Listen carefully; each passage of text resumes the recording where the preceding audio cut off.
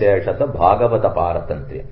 பகவானை காட்டிலும் அவன் அடியவனுக்கு அடியவனாக இருப்பேன், அவன் அடியவனே எனக்கு முக்கியம். இந்த ரெண்டையும் சொல்றதுக்காகத்தான் சத்ருகனுடைய அவதாரம்.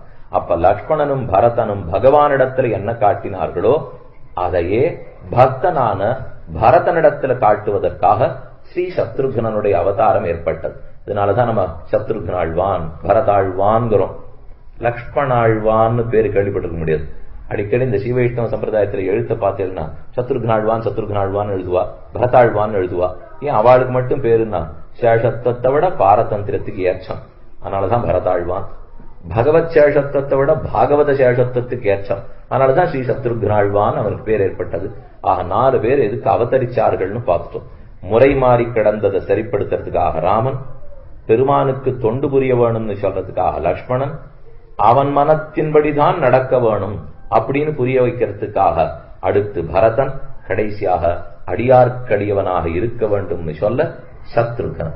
இப்படி 4 திருவவதாரம் பண்ணி அவரவர்களுக்கு பெயர் சூட்டு விழா நடந்தது. அதராஜா தசரதா தேஷாம் தாரக்கிரியாம் பிரதி. இப்ப நான் பேர் சூட்டினார்கள்னு சொன்னது 20, 21வது ஸ்லோகம். 11வது நாள் தொட்டிலிட்டு பேர் சூட்டினார்கள். இது 21வது ஸ்லோகம், ஒரே சர்க்கம்.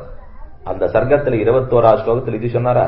37வது ஸ்லோகம் 38வது ஸ்லோகத்திலே அதராஜா தசரதேஷாம் தாரக்கிரியாம் பிரதி. இவாளுக்கு எப்படி கல்யாணம் பண்ணலாம்ங்கிறத தசரதன் யோசித்தார். எத்தனை ஸ்லோகம் இருக்கு இப்போ? கீழே பார்த்தது 20, இங்க பார்த்தது 37. 17 ஸ்லோகத்துக்குள்ள 12 வயசு ஓடி போச்சு.